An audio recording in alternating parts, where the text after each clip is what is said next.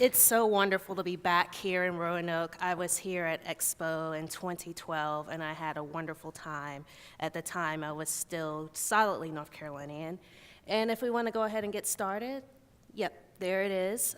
You can follow along with me, tweet at me at Black Urbanist. That's really how a lot of this started. So I am a WIMBY, and that's how that's pronounced. You will see what the abbreviation means a little bit later in the presentation.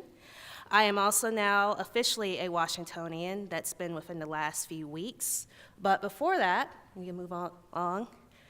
And I still consider myself a North Carolinian. Those of you who know of migration patterns know that there's a lot of history involved in those people who moved back and forth through the Great Migration. A lot of folks who were North Carolinians ended up in the District of Columbia. And even though that's not as necessary as it used to be, you know, we do live in different times now. But I've loved and I will always eat the way I did in North Carolina. I am so happy to be back on the East Coast. You can move ahead. Because for last year, I was a Kansas Cityan. I went out there because I was doing so much in North Carolina. I had the platform that I had, but I also got this opportunity to actually work and try to fix some of the inequities in the world, working with Bike Walk KC, helping them tell their story. If you're not familiar with bike advocacy or walking advocacy, pedestrian advocacy, I'm not sure how many people are here in Roanoke exclusively or wherever you're from, but basically there is a sense that people do, you ride your bike or you walk around, but what about the people that have to do that? And so I went into that world. I got introduced to this concept of food called burnt ends. I'm going to say something that probably will get me kicked off the stage if for the North Carolinians out there actually like that cut better. I do not like vinegar on my barbecue.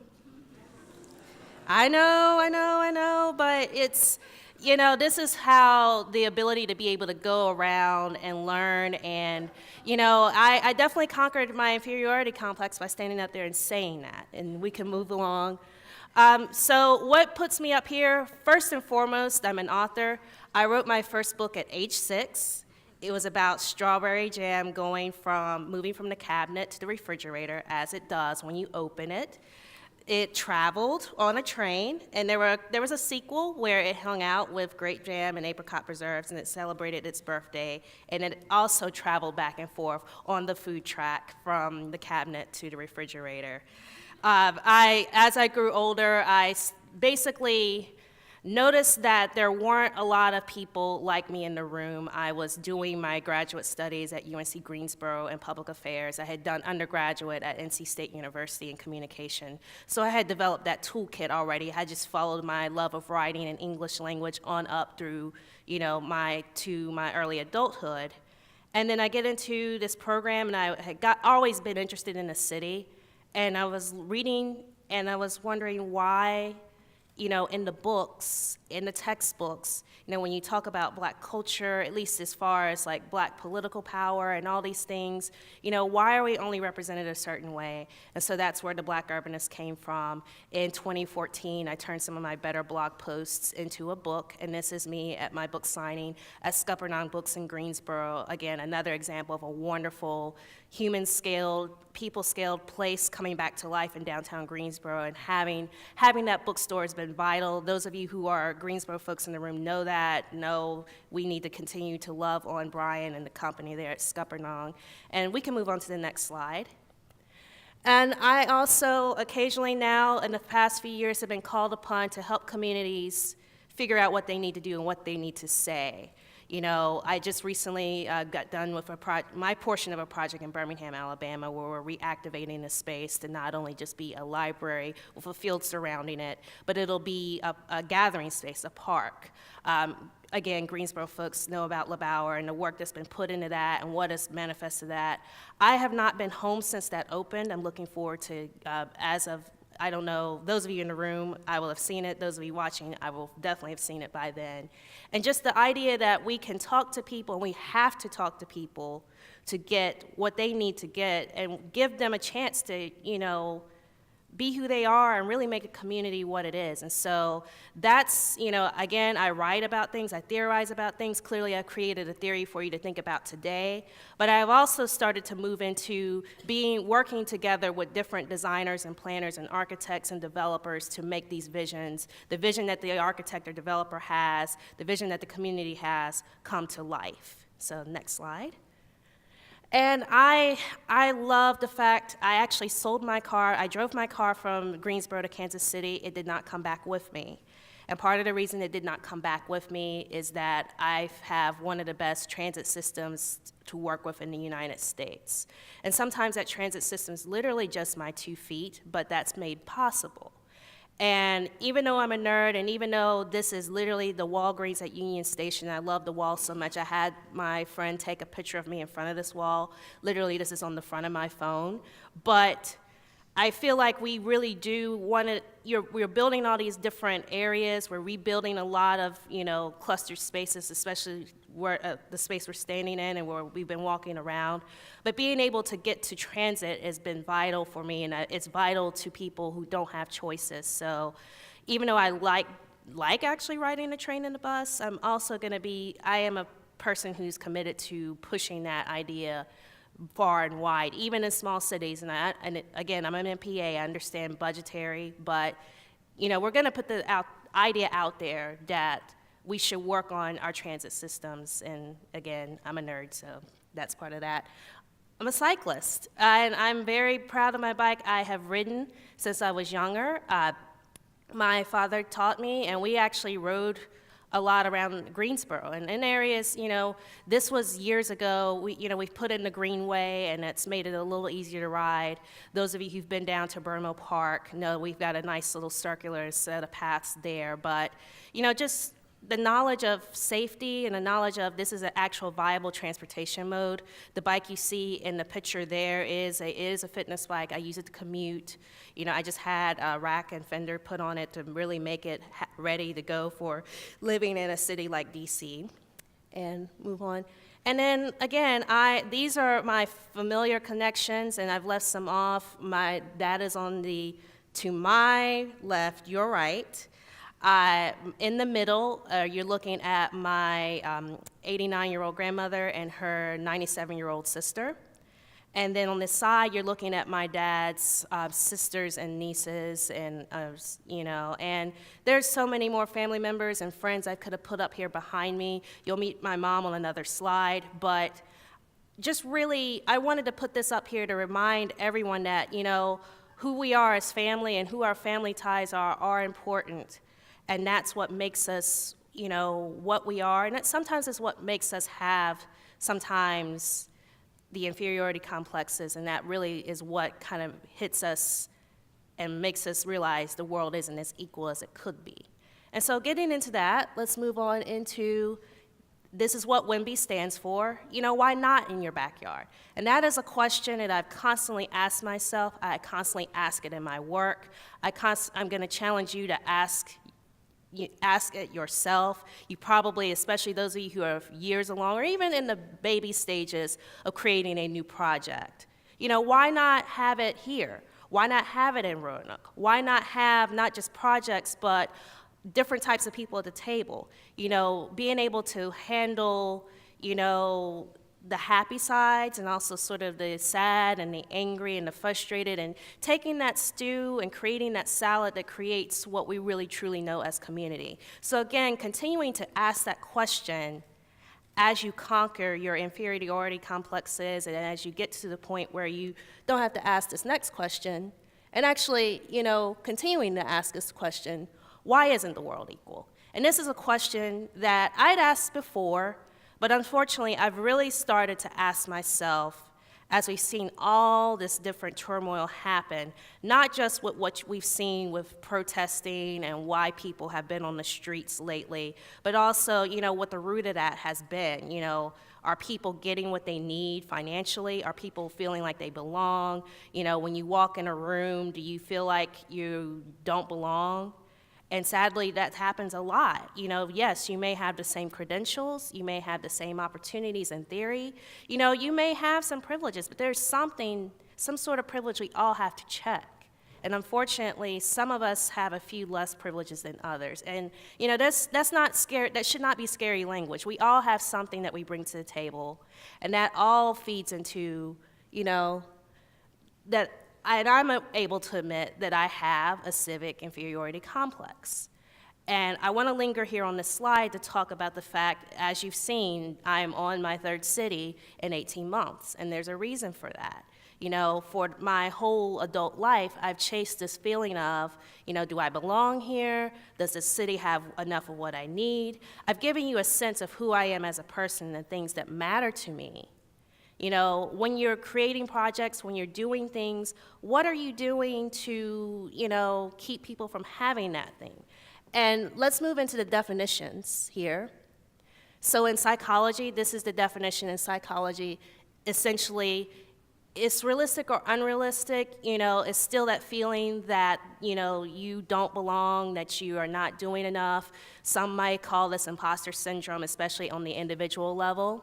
And I've expanded that concept out to the civic space on the next slide here. And I consider myself a community designer, so plug yourself in wherever you are, wherever you fit in as an individual citizen, as you vote, as you protest, as you advocate, if you're a power lead, if you develop things, if you create things, if people look to you for vision, whether it's in a faith-based space or you've built the mall, you've built the town center, and so people come and hang out in your space, or you've been elected to your position. So thinking about this definition up here in terms of what role you primarily take on.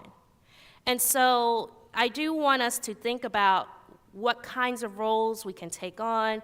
I want us to think about the fact that people really do have this, and this may be the reason why they're not here. This may be the reason why they've moved on. And it doesn't mean that they've necessarily moved on and forgotten about what's gone on. Clearly, I've made many mentions to my hometown. As when I leave Expo, I will be going there to visit. I'm happy to be back and closer into that network, but I'm also happy to have had the time out in a different region to learn what people do, how people live, and to get a sense of, well, maybe, what I left behind wasn't so bad. But sometimes we have to get out and we have to learn and we have to explore. And on the flip side, there are things that are here in Roanoke, here in Southwest Virginia, in the state of Virginia, in the South, that people need to come and experience for themselves. And so that's what this gets to. Also, another thing I want to talk about here is being mindful that we don't overcompensate too much or we don't withdraw. When we're building our things, that we really take care to make sure that it's something that's going to be happy, or that we've made sure that somebody else hasn't had that idea and just needed a friend to make sure it gets to the next level. I believe, and I know many of you in this room do believe as well, that we can work together to do a lot of great things. So, when you feel like there's something that's missing, something that you need to push to, make sure that when you've done that, you don't leave the person on the side of the road basically saying, okay, well, their version wasn't that great. Now, if their version really isn't that great, take the time, make sure that it's, snuff it out, but, give folks a chance to really express themselves. On the flip side, withdrawing and saying, okay, well, the world doesn't have any good ideas, the world is going down, we should just come into ourselves. There's nothing that they can offer us that we can't do ourselves. And yes, there is a pride in being able to, the fact that we now grow our food again, the fact that we make our own furniture, the fact that we know how to come together as a community, especially in times of disaster, especially in times of turmoil. But saying that there's certain people or certain things or certain ideas that we cannot have, should not have, that's not the way to go. We should definitely, if we have this complex of not being able to, understand ourselves, that's not the way to go about it. And I will definitely share personally, there have been times, I've been writing, I've had the Black Urbanist as the Black Urbanist now for 6 years this month. And there have definitely been times where I felt like, okay, well, is this the right message? Is this the right method? I don't draw. I'm just a writer. Can people understand that me writing out what I want to see in a building or in a bus or on a train? Do people understand that? The other thing has been, at times I've felt the need to actually be visibly angry and actually express that. I'm so passionate about what I want the cities I live in to look like that it seems like I don't want progress. But actually, I want progress so bad that I'm willing to stand up and say, you must do this now, do it, don't, but I want us to come to an understanding, that we bring our whole selves to this process of placemaking, community building, community designing, and not to shy away from the fact that other people are doing the same thing and other people may feel a sense of loss. There's a sense of loss sometimes even in building something great and new and just recognizing that and, bringing all of this sort of psychological to our practice of community design and development. So moving on. How do you manage around it? And I started to allude to some of that. So we're gonna do a little bit of role playing, and a lot of these role plays, you may notice there's some people that are missing. You may want to add some different career types or person types or practice types, but we're gonna go through role playing some of these types of people in this exercise. So, what would you do if you were a medical doctor? If you have a community, and the community, unfortunately, is a community that may have been living next to an environmental site that has issues next to it, how would you conquer that? You find that a lot of the people living next to the factory that was great, even if you've revamped it, you may still find that people are getting sick behind it. What do you do? Are you gonna stand out? Are you gonna step up and say, hey, the community, what we've done in the community is great, but we still have this public health issue. How do we combat that? Moving along, I feel like a lot more people need to come around to the idea of therapy. It does not mean that you can't do. Oftentimes, people who've been trained to sort through psychological issues, you can be that person, you can say all these different things, Granted, there's still a time and a place to have that sort of, passion and anger and disgust and sometimes joy, extreme joy and happiness, and sometimes in areas where we may not feel they are appropriate. But sometimes it's just knowing that you have someone in your backyard, someone in your purview that understands you, someone who may not be like a person doing this actively, but is smart and is cares and is well-read and can kind of understand you where you are. And also providing this for people so that when they're seeing all these changes happen, when they're growing and when there might, people who are dying on or people who have decided that this business or this venture is not working, or even if you are in the middle of doing something creative or awesome and coming to that realization. And you may think, well, why are we talking about, health, public health, finding a therapist, all of that? The thing is, if you are not in the right state of mind, your vision doesn't actually happen. And so I feel like there are definitely times where cities are missing out on wonderful, new, awesome things, but we're not doing enough, and we're not taking on this therapist role enough for people to make sure that they see their projects through fruition. So next slide. Here's my mom. This is on my graduation day from UNCG. Mom doesn't really like taking pictures as much anymore. Not that she's a horrible looking person. I think she looks wonderful and she has taken some new ones. But again, this is a case where, sometimes it bothers me sometimes that I can't exactly explain what I do to my family, even the family members you saw in a few slides before. But sometimes it's not, sometimes they're just there to say, you've always dreamed about this. It was my mom that helped me draw those children's books when I was writing about strawberry jam. It was my mom that helped me get that idea together, get it on the little paper book that we had at the time. This was when I was writing these books, this was before, you could do this on the internet and all the sites were available. This was, you literally took out your crayons and colored pencils and you drew that out. So, those of you who are parents, of any age, those of you who still have a relationship, your parents are still living, thinking about yourself in that role as you do whatever your community work is. Thinking about if this is a place where you want to bring your children. Thinking about if this is a place where you can bring your elderly adult parents or family members.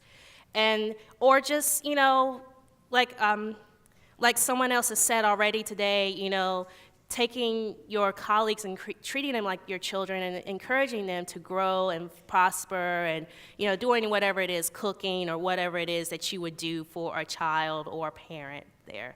So next slide. And again, you may want this to be a little bit less familiar and a little bit more formal of a relationship.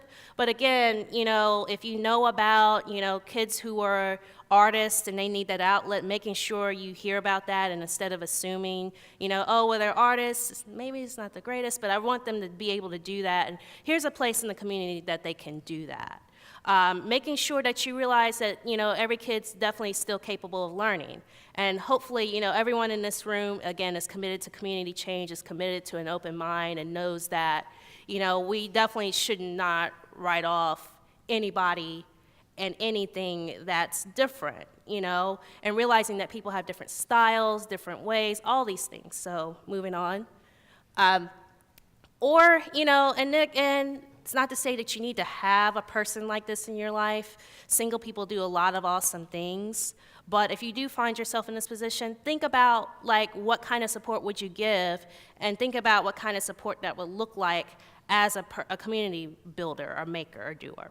So, and then, I do consider you all colleagues. Some of you are colleagues here in the room, have been at one point in time. We all are about making our communities better. Some of us are writing, some of us are funding, some of us are elected, some of us are doing a litany of things to make communities better, here, locally in Roanoke, nationwide, internationally. So what kind of role do you take on to basically, again, the goal here is to comfort and make you feel good about what you're doing, make you not feel like you have to question or second guess what you're doing all the time, such that what you're doing in the community is at the right speed and at the right tenor.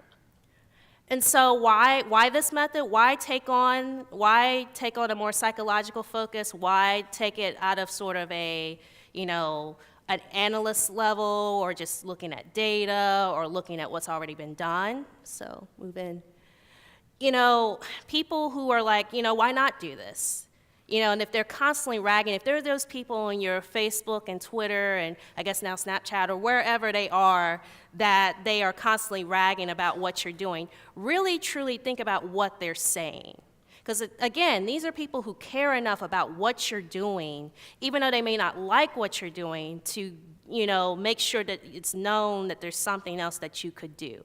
Now, obviously, there's a difference between flat out, don't want this at all, I don't even want to tell people, I really don't like this at all. But again, when you're taking on some of these other roles of nurturing and mentoring, you may find that it's not anything to do with what you are doing, like physically. It's very much them, and they need an outlet, and you are their outlet. Moving on to the next slide. Again, saying what I just said, feeling like they have a part in the process, feeling like that they've been listened to, really building up this idea that you can do community-based design, and there's no harm in, some discomfort. And there's still plenty of happiness that comes from involving everyone in the process. Next one. I did not want to give a speech, especially in the times that we're living in, and not deal with this. We have all different views, and this is probably the most controversial slide in my deck right now. But when you don't have a home anymore, or if you don't feel like you are at home, or if you don't feel like whomever is coming in to rebuild your home really wants you there, if the focus is ensuring a certain type of image is there, ensuring a certain type of look or sound or feel, there shouldn't be surprise that when you see the most extreme elements of, violence erupt in our society, it gets met with some violence. And again, it's not always violence. Sometimes it's just, nobody's listening to us. We've been to the meetings, we've written the papers, we've called the news, and there's still nobody listening to us. And, it may be on top of your project, unfortunately, that sometimes you have a demonstration. Again, it doesn't mean that your project is dead on arrival, it doesn't mean that no one will ever want to do anything with you. It means that you have to be mindful of the fact that there are greater societal forces going on that may keep your project from coming into fruition right now and it being perfectly accepted. Same thing goes with not just what we're seeing with the protesting of police brutality, also with the changes we've seen in the economy, especially here in Roanoke. Definitely Roanoke has been through phases of job losses, phases of industry going away. You know, there's a root there where people feel like they've lost something. And again, making sure everybody feels at home when what we're building is there. And again, adopting a more parental, feely, touchy type of process when we're building our communities can help with, I'm not going to say that it's going to stop all this, because there will be times when people need to take more active, extreme, big gestures and measures to let people know what's going on. But knowing that it doesn't necessarily mean what you're doing is not the best thing, or it doesn't mean that it's not ever going to manifest itself, or that people will want to be in your community. So moving on.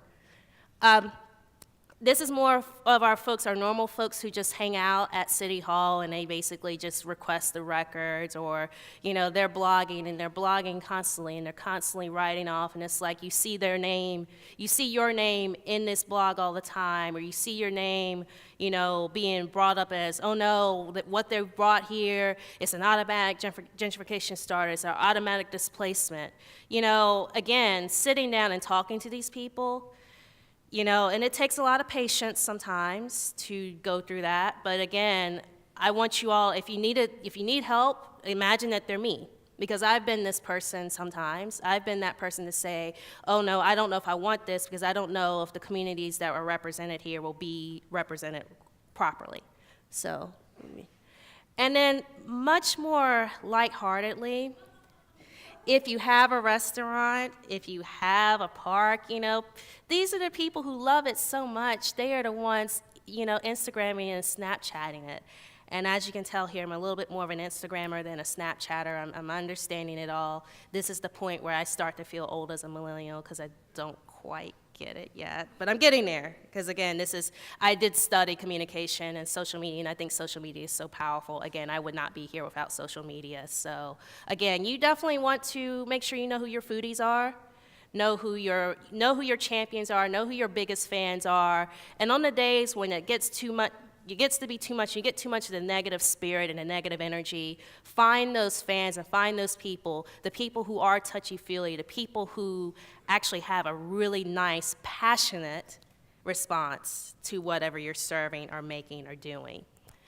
And, this is probably another dated reference, but again, we had this, it just popped up, You never know what trend is going to pop up, and all of a sudden, your park, your store, your church is the hot thing to do, and you have a brand new community who you didn't think was involved. You might have not thought your kids cared about what you do when you go to work every day.